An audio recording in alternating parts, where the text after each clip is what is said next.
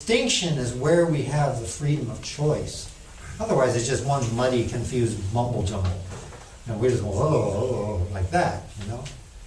So discernment is really, really important. So besides the renewable, or the sound monetary system, which by the way, we created the second one in the northwest of the country in 1992. We did the Cascadia Hour, and we had 4 million hours circulating all around the northwest back then. And now there's 2,500 systems in the country. And that multiple commodity-backed index, I want to complete that thought.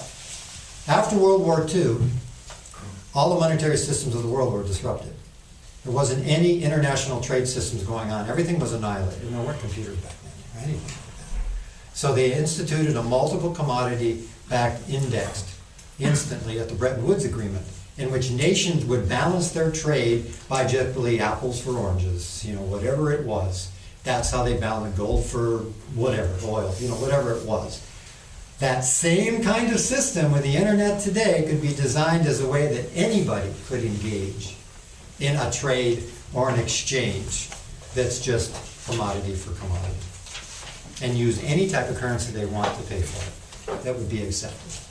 So it really would be a matter of choice. Yes? I guess my question is, earlier you were talking about like community currency and everything like that, and it would basically be stepping on the IRS and the Federal Reserve stuff. But the Federal Reserve, and it's been declared in Supreme Court that they are not a legal system, and that the law that they defined to go after taxes is not necessarily a real law to do it. So when they come after you in a situation of community currency, wouldn't the idea is to fight it on the statute itself? Well, you're already assuming there's a fight. The community currencies have long been accepted as not being monetary from the IRS standpoint. So even the Ethica Hour and our system as well. So wouldn't worry about the IRS with regards to them at this point. And what they don't know, of course, won't hurt you. Yes, Joe. I'd like for you, if you could, to speak a little bit more about the physical sovereignty, and only for myself. I mean, I've been on this journey for 30 years myself. And it is at that level, I believe it's David Wolf. I was having a conversation with him, and I believe he said, well, you know, the truth is that we aren't really sovereign until we have the fluoride and the mercury and the lead and all the different toxins and parasites and things that are in our bodies that are affecting the GMO and all of these other things that are affecting the way we think. And so I was wondering if you might be able to speak a little bit on in that realm of getting to that beginning step of really truly cleaning this system, this vessel, so the machine can work, and that and then the truth of that strength of that sovereign, that voice, that authentic self can come forth.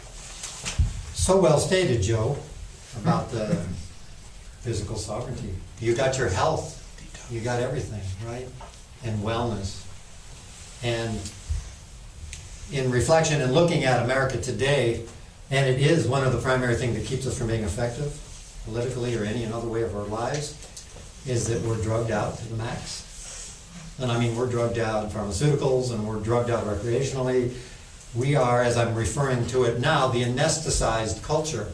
Mm-hmm. We are so damn asleep to ourselves that how can we possibly even cogitate or have a thought or make a decision or know that there's even an authentic emotion here?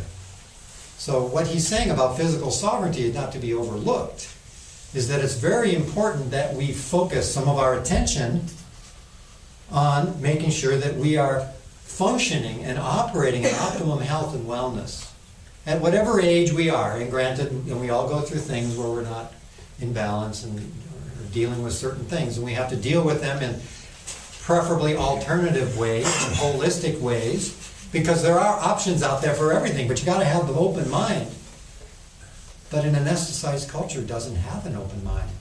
An anesthetized culture can't even think. It's like those ads you see on television, right? The lady or the guy, and they're just running down the meadow, you know, oh, I'm not depressed anymore. Oh, it's so good. Oh, look at me. And you go and you look into her eyes and go, where did she go? Where did the soul go? The soul is gone. It's like if they rob you of that, you got nothing. So we have to reclaim it. In fact, every aspect of sovereignty I've discussed, we have to reclaim it. It has to be an active process. It's not, oh, well, I'm sovereign. Yeah, sure you are. Yeah, I've heard that a million times. You've got to reclaim it. It's an active, vital process. You have to bring your aliveness into it. And having physical sovereignty and good health is paramount to that. And so whatever part of your attention you need to devote to that, that's foundational. As is your emotional and your mental and your spiritual and so on and so forth. It's continual. Is to take care of yourself. And in a place like Austin, you have an incredible number of resources available to you here in the holistic fields. You just have to have the desire to look. And I know I'm with my parents here, visiting them up in Michigan recently, and my mom has been part of the medical establishment, as I see everywhere. The artifacts of the medical establishment, 1/6 of the GMP is medical, which is the anesthetized culture, which has got everybody so drugged out, and still almost like a religion, where you go to your doctor to worship the drug that he's going to give you or something, because it's like the sacrament. Here, take the drug. Here it is. Take this, take this. And you're not getting well. And 40 years later, you're still not getting well, and you're still going to the same trough, to feed. I'm going, wait a minute, think. If it ain't working, and you're not getting different results, that's the definition of insanity, doing the same thing over and over again and expecting different results and getting the same thing. Nothing. Correct. So, restore your physical sovereignty is very important. I know you had something else you wanted to say. Or maybe you didn't. One last comment, and then I'm going to move on to the next 3 parts here for the time remaining. I do it. Go. Question was about incorporation in the United States, and I thought that you had said that it had been incorporated just after the Declaration of Independence, but I had read something recently that had described it as being incorporated as a part of the bankruptcy declared by the Federal Reserve of this country in '33. After, When say, they took us off the 1871. gold standard. When were we incorporated? And I think most Americans don't even know. 1871. 1871. The Act of 1871. Okay. There we go. What difference does that make? What, being a corporation or being government? Yeah, to me, that means that if the Okay, it government operates was- under a whole different law. That's when things started being legal and illegal instead of lawful and unlawful. It's a different jurisdictional law, like the common law is different from the statutory law. The Code of law. How did they sneak that in with our? Oh, they sneak it in with everything else they sneak in. Rothschilds. They took our citizenship away, they've taken everything. And we've been pretty much not paying attention. We're not paying attention. We're asleep. Wake up, America. That was the banner call in 1991. That was the subtitle of the first book, which was Wake Up, America. Wake up, wake up. Well, some woke up. Others stayed asleep. Some woke up and went back to sleep. Some got scared, went back to sleep. And now most people are back to sleep again, or they're drugged out and anesthetized again. But we're not looking for majority rule here initially. We're just looking for the rule of one, which is you have to reclaim your own personal sovereignty first. Anyway, we're not going to do any business on a national level until there's enough people like those people in the streets out there. If all those people on the street were sovereign beings and they knew it, the revolution would be over. We need to attain critical mass. And you can only do that one person at a time. Thinkers. And you can only do that one person at a time. Okay, so other pieces of the Vision for a New America.